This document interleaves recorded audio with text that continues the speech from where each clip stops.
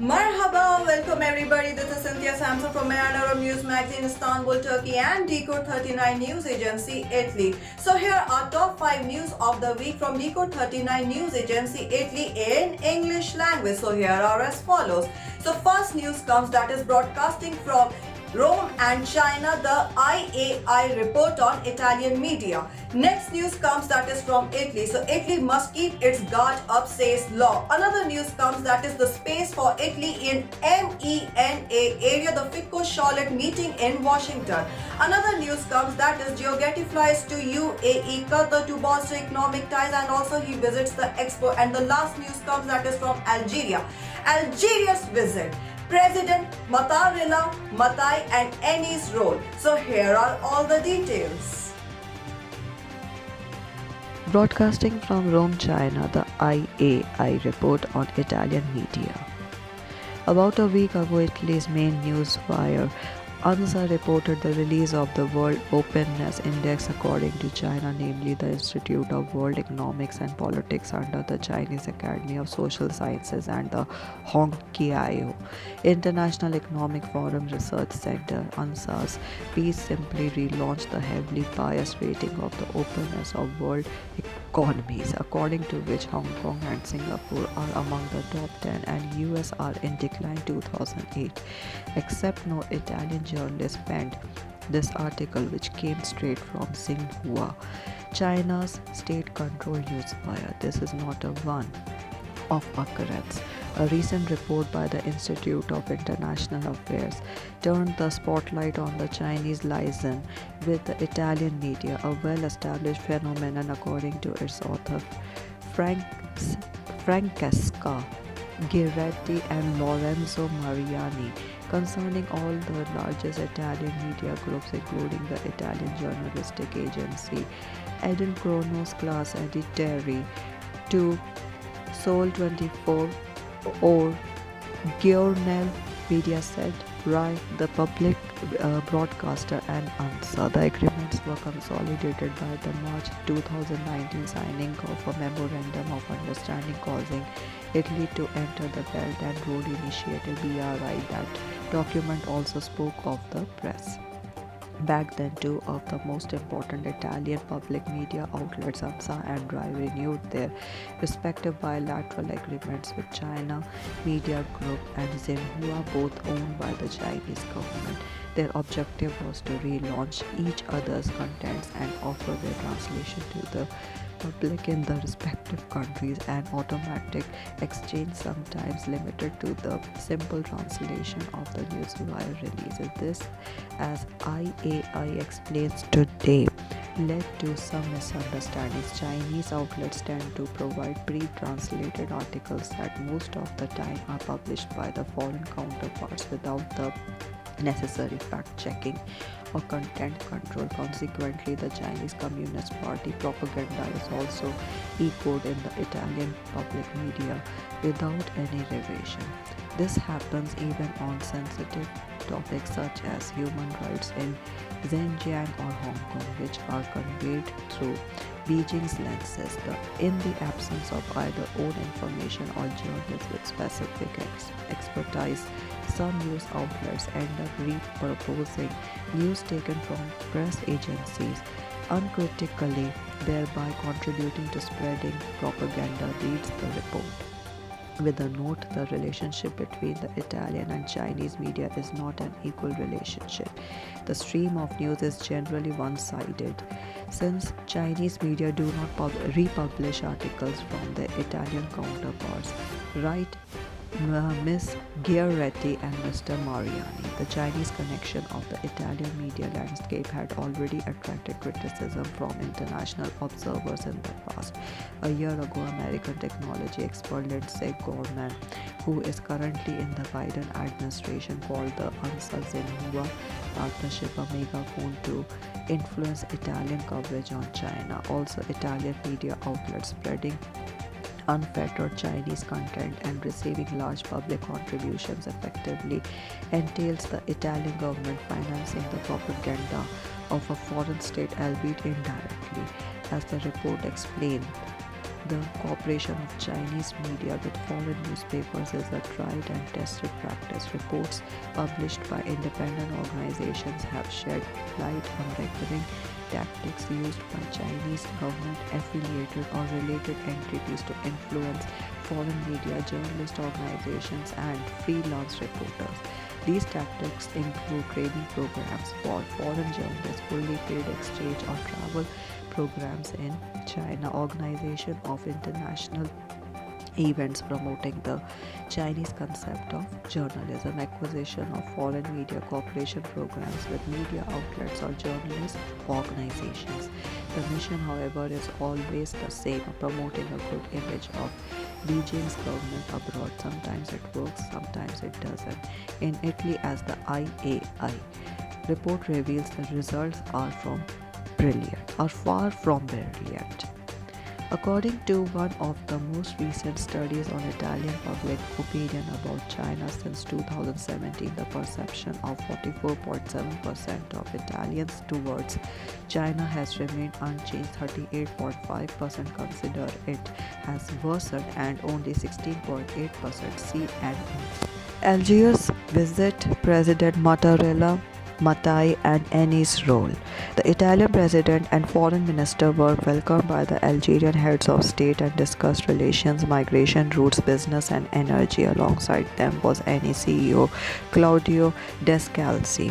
Sergio Mattarella's official visit to Algeria ended on Sunday. The Italian president attended a series of important political meetings, including with President Abdelmadjid Tebboune, Prime Minister Ayman Abderrahman, the presidents of the upper and lower houses of parliament Salah Gautjil and Ibrahim Boughali. However, this trip was chiefly about economic matters. In fact, the presidential visit served to lay the foundations for an upcoming business forum which will be held in early 2022 in conjunction with an intergovernmental summit that will see the presence of Prime Minister Mario Draghi and several Italian ministers. President Mattarella was accompanied by Foreign Minister Luigi Di Maio and Claudio Descalzi, CEO of Eni, Italy's biggest energy company. The latter's presence highlighted the importance of economic and trade relations between the two countries, a long-standing partnership. Italy is Algeria's third largest trading partner, first customer and third supplier. Algeria is Italy's first trading partner in the MENA area. In 2020, the value of the Italy-Algeria trade equaled Euro 5.83 billion. Both countries intend to keep boosting. The Algerian side underscored its wish to launch a collaboration plan for the development of small and medium-sized enterprises, as well as the strengthening of cultural, scientific and technological cooperation. However, natural gas, the price of which has climbed dramatically over the past months across the globe, remained the trip's central theme. Methane accounts for almost all of Italian imports, whereas Algeria mainly imports machinery, refined petroleum products, chemicals, and steel products. Eni and Algeria.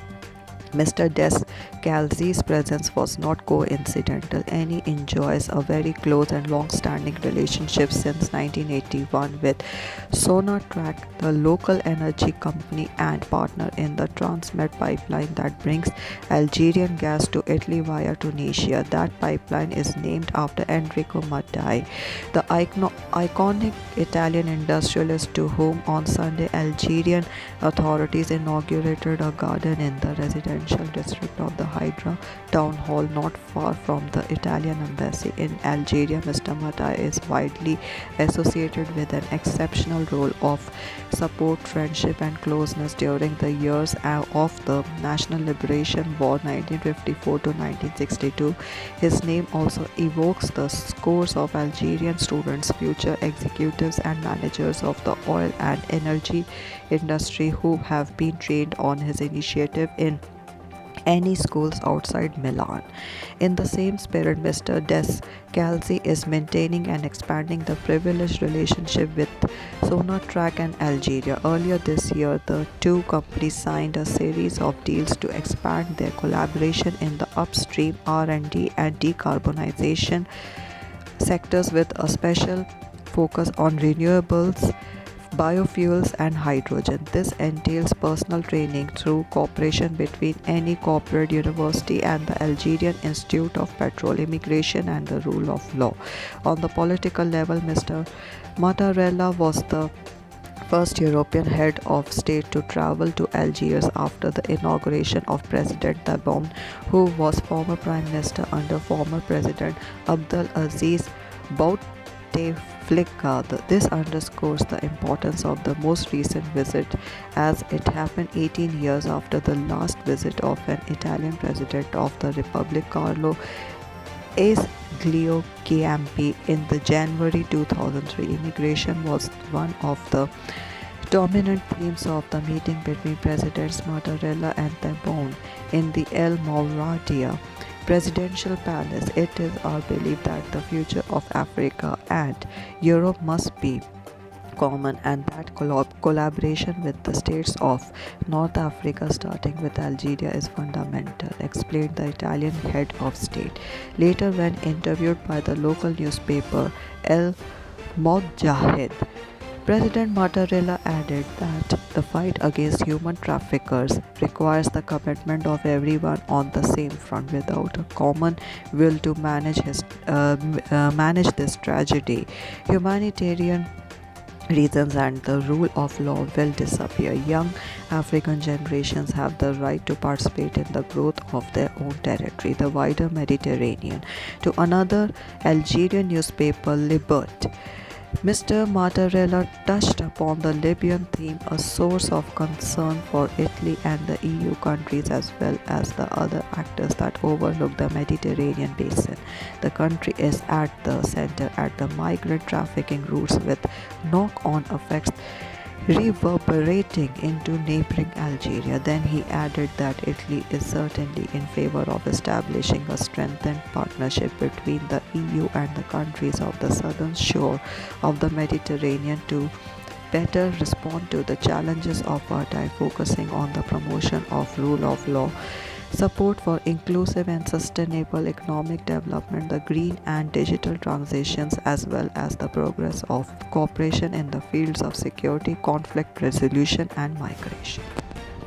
A space for Italy in MENA area. The Fico-Charlotte meeting in Washington. The Italian Speaker of the House was received by the U.S. State Department advisor, who later outlined the Biden administration's vision for the wider MED: fewer soldiers, more diplomacy to focus on China. Here's why Italy has a role to play, starting with Libya and Ethiopia. During his official visit to Washington, Roberto Fico, president of the Italian Chamber of Deputies and leading member of the leftist wing of the Five Star Movement, visited the State Department.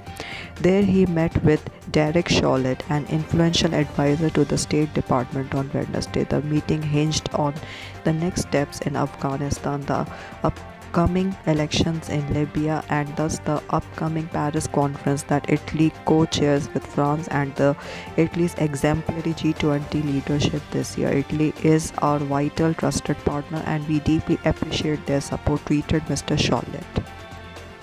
Decode39 understands the meeting lasted 40 minutes, was very frank and far from institutional, despite the presence of a senior American diplomat at Italy's third most important office of state. There was also talk of the Abraham Accords and Iran. Above all was Ethiopia, an issue that's being met with ample sensitivity on the American side, with Italy as a crucial interlocutor. Crucially, though, what happened in the hours before and after that meeting is exceedingly noteworthy. Earlier, Jeffrey Feltman, U.S. Special Envoy for the Horn of Africa, was on his way to the Ethiopian capital Addis Ababa, threatened by the rebel advance to carry out Washington's diplomatic ceasefire. efforts on the ground. Italy works along the same lines. The Foreign Ministry appeals to all parties involved in the conflict to immediately cease hostilities and hopes to start serious and credible negotiations to protect the Ethiopian people and to avoid a further worsening of the already existing humanitarian crisis. The same statement underlines Rome's deep concern for the deterioration of the situation in Ethiopia in recent days, deemed a serious risk for the stability of the country and of the whole region. Then a few hours after meeting Mr. Fico, Mr. Charlotte attended a meeting at the Center for a New American Security, a think tank he had been a fellow of for the presentation of the report on US strategy in the Middle East. The document and his words are quite telling of the Biden administration's vision for the region. The title, When Less is More, also speaks volumes. The report identifies three fundamental guidelines for US national security in the Middle East: counterterrorism, nuclear non-proliferation, and maintenance of the main shipping routes. What's more, focusing on these goals, employing non-military tools could free up military resources to counter China, its authors argue.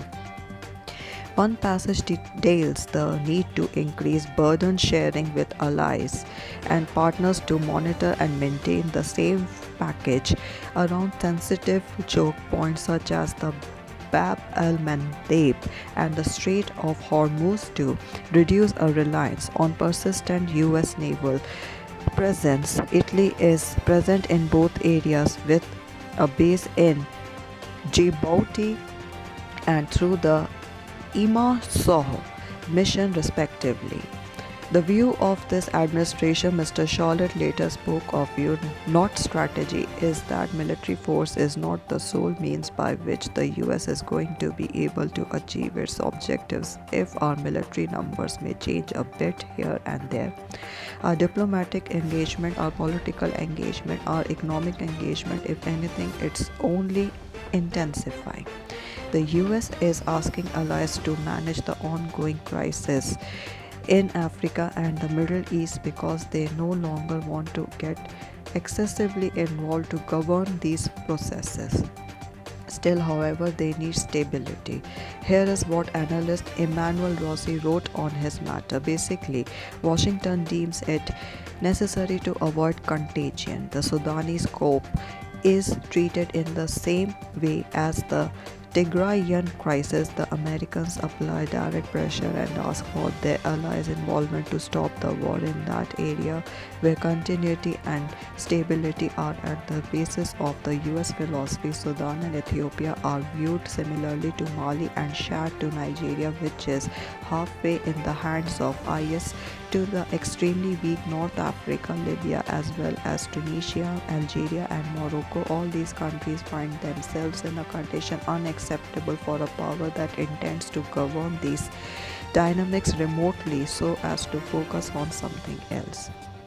Judging by Mr. Charlotte's words after the meeting with Mr. Fico, again Italy is a vital and trusted partner. It appears that Rome could take the role of crucial US interlocutor in the MENA area and the wider Mediterranean also because the country is more trusted than others. Jio Goretti flies to UAE, Qatar to bolster economic ties and visit Expo. The Italian Minister for Economic Development traveled to Expo in Dubai to meet key Emirati colleagues. He then touched down in Qatar to meet a raft of governmental officials. Here's how Italy is looking eastward for investment opportunities. It's been a busy 2 days for Italy's Economic Development Minister, Giancarlo Jio Goretti, who traveled to the Middle East for a raft of key visits, Dubai and the International Exposition. First, then Doha, with the underlying motive of extending Rome's reach in the area and discussing ways to strengthen commercial ties. The UAE visit rekindling ties. Mr. Jio Goretti touched down in the United Arab Emirates on Monday, made his way to Expo and met with Economy Minister Abdullah bin Tawq Al Murray and the Minister of Industry and Advanced Technology Sultan bin Ahmed Al Jaber. The meetings were cordial, constructive, and concrete meetings, he said, voicing the hope that under Mario Draghi's government it will finally be possible to turn the page and embark on a closer collaboration between our countries aimed at the development and economic growth of both. Over the past year, Italy-UAE ties suffered from a row stemming from Italy's previous government decision to place an embargo over arms export to reduce its indirect involvement in the Yemeni crisis. The Emirates then resorted to a series of retaliatory actions, including barring an Italian plane from flying over the country. In July, however, the Italian parliament signaled that the UAE's disengagement from Yemen and its contributions to the Yemenis through the UN were reasons enough to relaunch bilateral relations by unfreezing the overarching arms export and work towards empanelling other restrictive measures, Expo being brilliant. Today, it seems as if the climate has positively shifted. Mr. Jio Goretti also met with Nahyan Mubarak Al Nahyan, Minister of Tolerance and Coexistence, as well as Commissioner General of Expo 2020. The former's ministry tweeted that the talk confirmed the values of collaboration and friendship between the two countries. All talks were held at Expo, where the Italian pavilion is garnering praise. The Italian minister proudly opened an exposition dubbed Italia Geniale that traces the history of patents and industrial designs filed by Italian companies in his ministry's offices. We are known for being brilliant, he said, and the institutions must feed this genius, which clearly transpires from this exhibition. Mr. Jio Goretti promised that Italy's post-pandemic recovery plan would feed research and innovation applied to Italy's national industry, because we need our young researchers to find new ways to build the future. The Qatar visit future bound. The latter point, a thinly veiled reference to the ecological transition, seemed to run beneath the Qatari portion of the minister's trip too. On Tuesday, he traveled to Doha, where he attended an institutional visit with Prime and Interior Minister Khaled bin Khalifa bin Abdul Aziz Al Thani and was greeted by several key ministers. More specifically, Mr. Jio Goretti met with Energy Minister and the CEO of Qatar Energy Saad Sherida Al Qadi, Finance Minister Ali bin Ahmed Al Kuwari, Commerce and Industry Minister Mohammed bin Hamad bin Qasim Al Abdullah Al Thani, and Transport Minister Jassim bin Saif Al Solati. The Italian's ministry reported that the meetings included talks on collaboration between the two countries to attract the investments and projects to Italy and facilitate the resolution of existing economic controversies with Italian investors. The Italian communique underscored as particularly interesting the shared vision that emerged regarding the social and economic consequences of the ecological transition, which Mr. Jio Goretti discussed with more than one Qatari partner. He also touched upon investment opportunities, including infrastructure, as the edition of the 2022 Football World Cup to be held in Qatar in November that year draws nearer. FIFA President Gianni Infantino too met informally with the minister. Finally, he also met with a delegation from the country's sovereign investment fund, the Qatar Investment Authority, to explore possible and future investments in Italy. Rome and Doha have been enjoying strong economic ties recently. Commercial interchange soared 38% in the first half of this year compared to the same period in 2020. The food, machinery, furniture and fashion sectors have been driving the uptick. Italy's ambassador to Qatar, Alessandro Prunas, remarked in September that major food deals were being facilitated by the Italian trade agency powered by the Ministry of Economic Development, by Luigi Di Maio's Ministry of Foreign Affairs. China. Italy must keep its guard up, says law. An exclusive interview to the leading pro-democracy activist who speaks out against the dangers still posed by Beijing and how Italy can navigate them.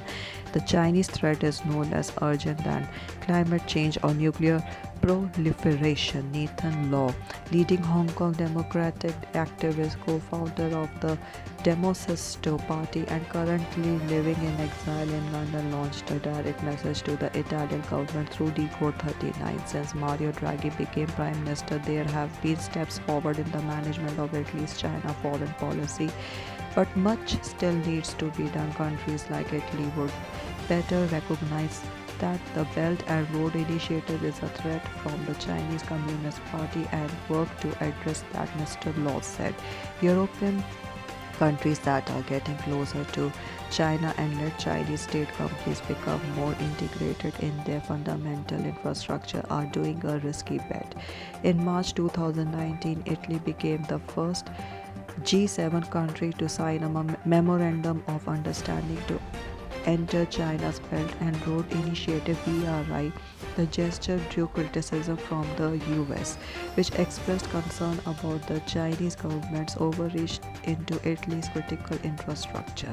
2 years later, Italy reversed its course. PM Draghi, who is the former president of the European Central Bank and a staunch pro-European and Atlantist, made it clear that China is an economic partner but not an ally.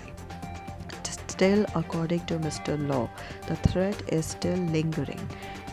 Italy should rethink whether to allow Chinese companies to operate its 5G network or whether it is convenient to become a main partner of the BRI, noted the activist. Our sense is very clear. European countries should block the participation of Chinese state enterprise into their sensitive industry and should not join initiatives like the 16 or 17+1 that ultimately help China advance its authoritarian agenda. A week ago, Mr. Law was in Rome together with a group of foreign MPs, members of the International Parliamentary Alliance on China, an international congress that's critical of Chinese human rights abuses. The activists took part in a protest at G20, the meeting that convened the world's heads of state and government in Rome to discuss climate change, security, and the COVID-19 pandemic. IPAC assembles legislatures from all around the world. He told Decode39, we came to Rome to remind G20 leaders that we can work together as democratic countries to counter the aggression from the CCP and defend our democracies. Mr. Law, who is 27, is known as one of the most prominent activists of the Hong Kong democracy movement. He was also the youngest ever elected MP in Hong Kong before being forced into exile in July 2020 after the introduction of the new national security law that led to the arrest of several activists, including some of his personal friends such as Joshua Wong. Today, echoing the Alliance of Democracies launched by US President Joe Biden, the activist upholds the creation of a new democratic coalition to counter Chinese authoritarianism. I think all democratic countries have to be prepared to form an alliance to promote democracy and to defend democratic norms and the rule-based international order, he said. We need to coordinate our policies to decrease the reliance on China, to create more mechanisms to hold China's human rights violations accountable, and also make sure that we can counter infiltration of the CCP in our own countries. If Europe and the US do not act quickly, the democratic recession will just continue and we will pay a price for that, he warned, adding that today's most pressing threat to the democratic order concerns Taiwan. I think Taiwan is the most pressing issue right now. The CCP has the clear intention to conduct military intimidation or even prepare an invasion of the island. We should stand strongly with Taiwan and do it before it is too late. So this was India Samson from Mayan Arab News Magazine, Istanbul, Turkey, and Decode39 News Agency, Italy. Keep watching our channel for latest news updates in Hindi, English, and Arabic language. Thank you. Shukra.